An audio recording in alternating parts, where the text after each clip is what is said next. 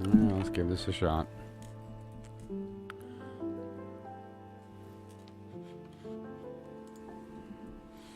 We'll see. So yeah, as everybody who's been in the stream knows, I live in the mountains in the Hudson Valley, and the internet is relatively unreliable, which is unfortunate. You know, when you live stream every day. So, but that said, it sort of is what it is. It's the price of living in the mountains in a beautiful area. Is that you don't really have the same level of confidence in your technology, right? So I'm just going to hang out for a minute and see if the stream builds back up, and if not, we'll pick it up tomorrow. You know, it's an important thing here as far as the whole idea of what I'm trying to do is to not just provide knowledge, because that's useless. Right? In the dark, man. It's time to emerge. If you notice, my John D is out of the darkness, man. He joined us here in the light now. He's done. He moved past the hermit, and now he's in justice. You know, and so he's, you know, it's time to come out of the dark. But someone needs to call my internet provider and tell him, dude, we're in justice now, which means balance, which means keep that line going. Balance means that it's not going to go up or down. It'll stay steady. Can we do that? Is that cool? I give you money every month for one thing. You have one job. That's the reason I pay you, to keep the line open. And if not, then that's fine. I get it. Things happen. I'm not going to sit here and pretend that that it's a perfect science, but then charge less.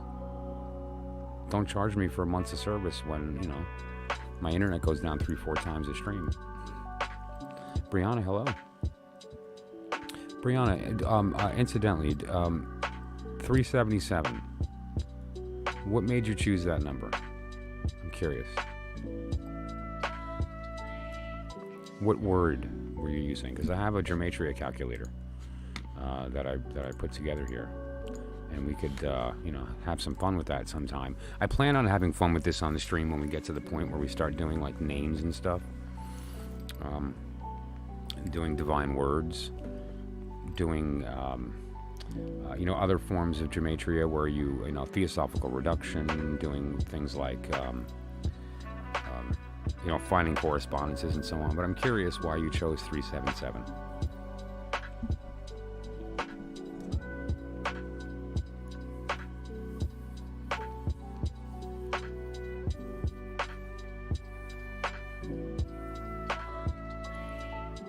I'm not sure what my delay is either. Although everything seems to be rating like I have a pretty good connection that's smooth, but then it just drops out of the blue. So here's what I'm going to do. I'm just going to commit to this. I'm going to continue. Oh, great. I'm glad. Okay, good. So we got several people popping back in. Just going to give it another couple more minutes. And then we'll continue on the march of the quartz, which is a beautiful little story that I use to tell the story of the decadent. And, you know, those that are friends of the stream know that I use the decadent very often. And it's a very powerful tool when accessing the tarot. And actually, that's the wrong title for what we're going to be doing. So let's just pop up the correct one.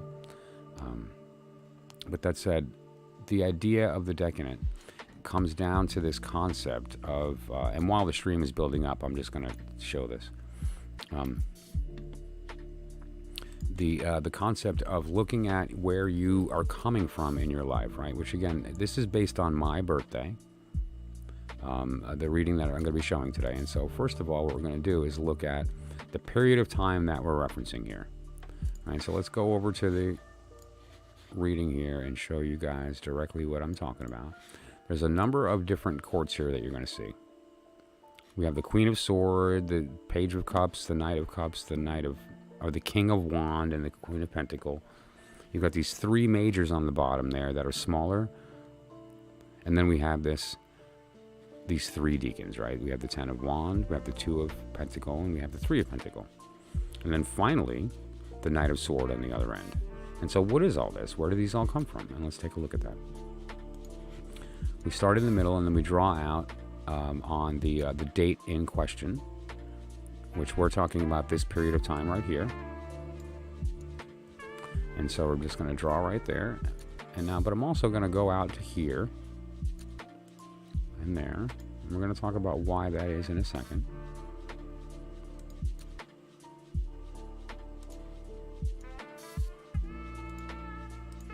Okay.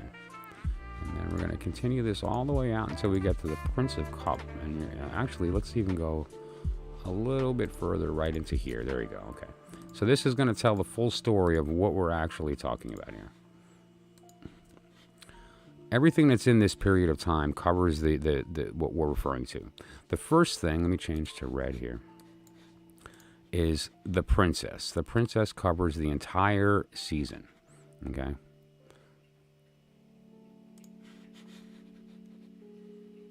Pardon me. Alrighty, let's try that again now that I just realized I was speaking to the wrong screen. What we're looking at is this period of time here, which covers the actual decadent and all of the people that are associated with that, the story. And we're going to tell this story in a moment, why all this lines up and why are we going all the way out here? This is way back in September or 20, why are we going all the way to here, which is all the way in January? Well, we're not. These are the people involved in this story, and this is the process that we get that from. Okay, and so let's go ahead and take a look here. I'm going to move forward at this point, and so I wanted to just wait for some people to trickle back in after the debacle with my internet. Okay. Yes, I was glaring at my router. And so that said, what we have here is a bunch of cards, right? And the positions of the cards matter. And so what I'm going to do is I'm going to grab my deck in the meantime and have it out and ready so that you guys can understand how to apply this. Because I've read the deck in it many, many times here on the channel, and friends of the channel will know that it's a very powerful tool. And it is a great way to get to the heart of who a person is, to look at connections, to different people. There's a lot of different stuff that we can do there. And so we're just going to lay out the code. Right, the decoding, the calculator, the algorithm. Okay.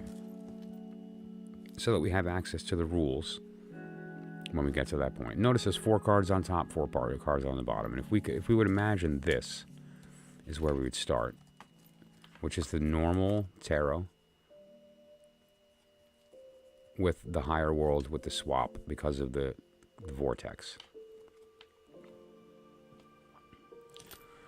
Those who are confused about what I mean by the vortex can go back a stream or two. I'm warning you, though, it's like a 3-hour. But anyway, that said, though, I'm going to keep this out, and we're going to jump to the cards now. And now let's take a look at the cards in succession with respect to who's doing what, right? First of all, we have this idea that the queen is somehow responsible for all this Queen of Swords, right?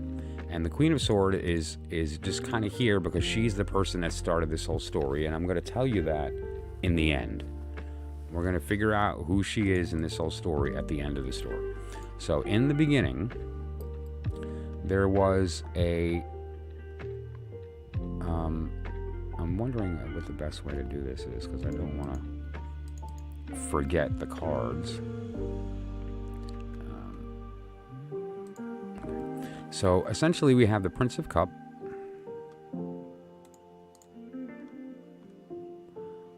You know what we need to do here? I need to rethink this. This will just take me a moment to move these out. Basically, so just to give you guys a visual cue, I'm looking at a list of every card of the tarot.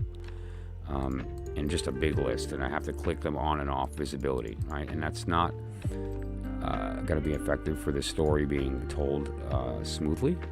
And for the sake of you guys, I want to make sure that I'm doing it in a manner that is actually consumable. The goal here is not to provide you with information, it's to provide you with actionable information that you can do something with. And so that is why I'm doing what I'm about to do. So let me just move some of these out so they're separate. Okay. Ignore that for a moment.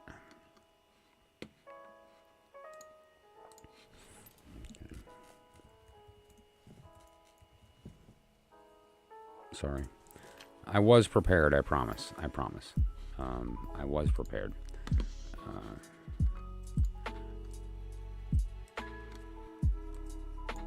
This is a detail I had not considered. Okay, so...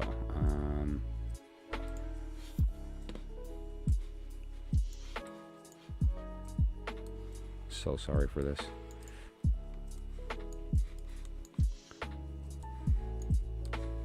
Almost there, guys.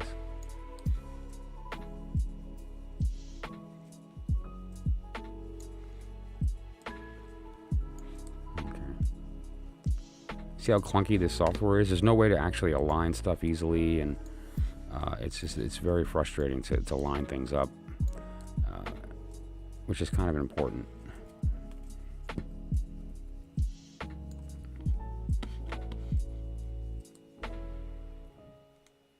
Yay, we got there, guys.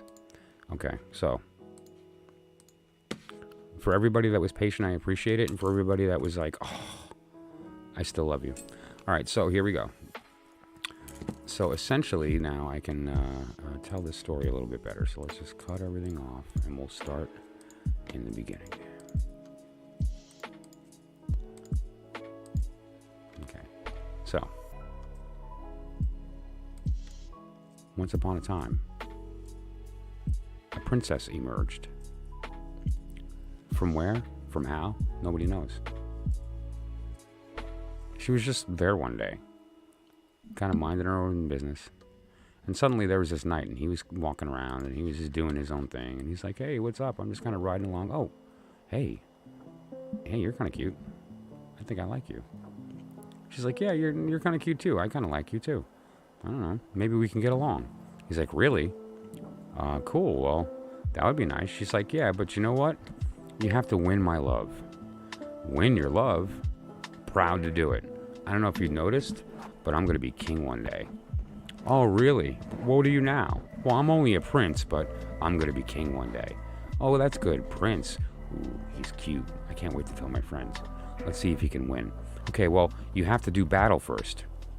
Do battle with what? My signs. Your signs? That's right, my signs. Okay, so I have to fight all these signs, and if I win, then what? Then I will give you my cup. You'll give me your cup? That's right. And so he does battle. And he is victorious. He wins in the battle. And now because she has fulfilled her role, which is to descend the element into the physical world by offering it to the prince, she has fulfilled her goal. And in doing so, she's promoted to the queen. The act of dissension promoted her. And obviously what happens when you marry a woman that becomes a queen? You become the king. So the Knight of Cups becomes the king. Now the king passes away.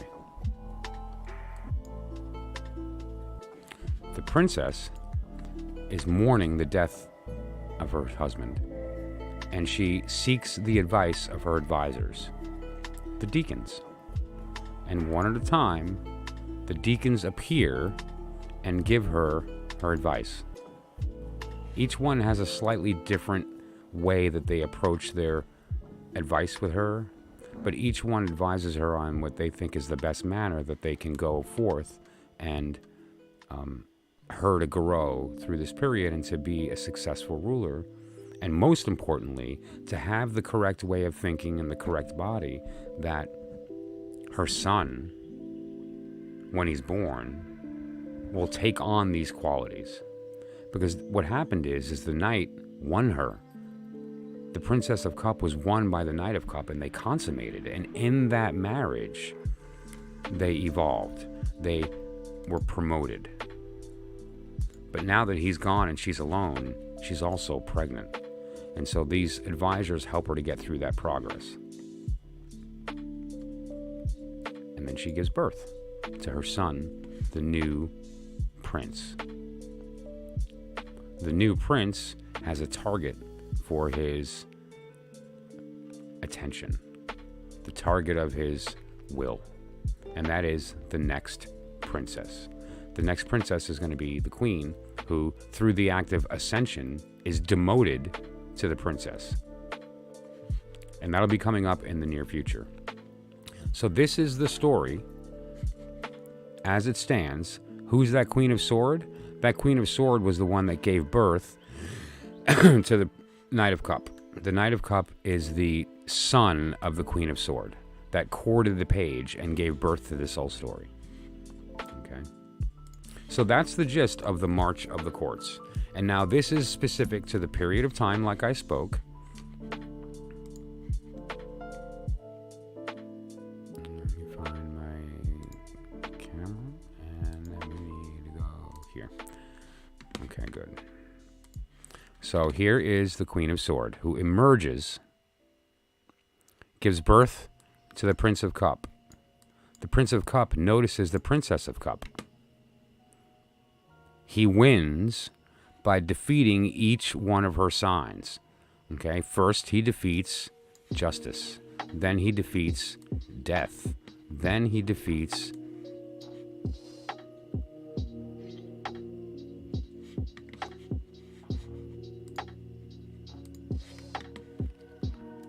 and so you'll see the gist here. He's got to fight justice, then he's got to fight death, then he's got to fight temperance. And when he's all done with all that, he gets to take the mantle, receives her cup as a gift.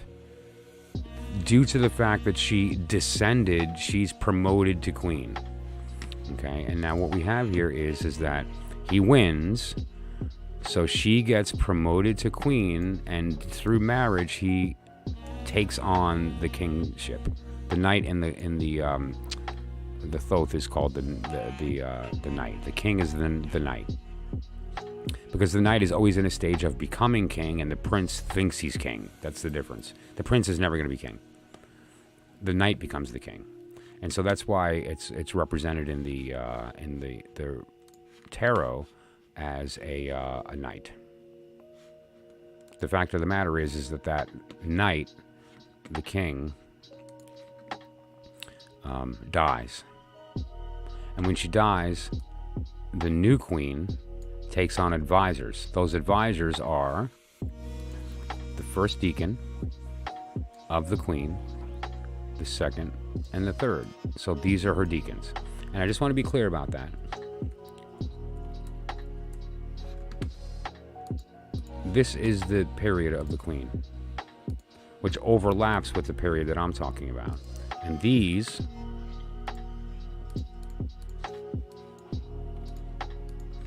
are the three deacons.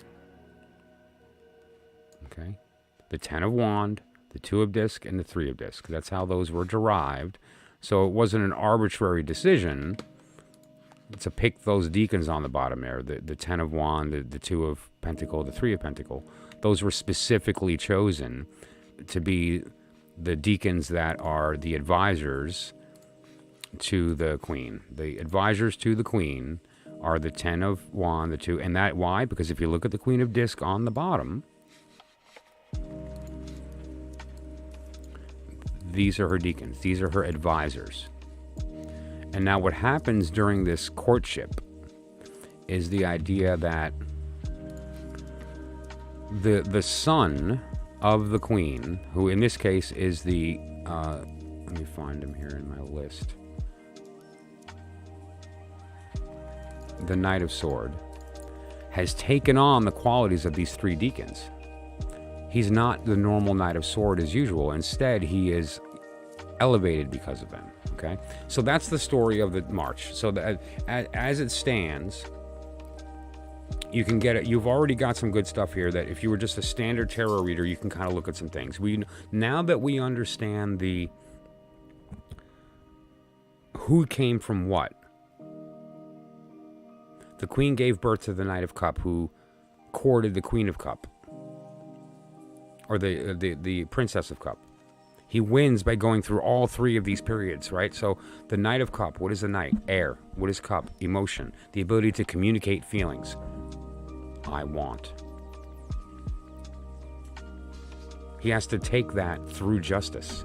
Justice is the idea of there being a balance, and more importantly that the laws are unbreakable, and more importantly than that, if we know the laws, we can work within them and we can, bend them a little bit.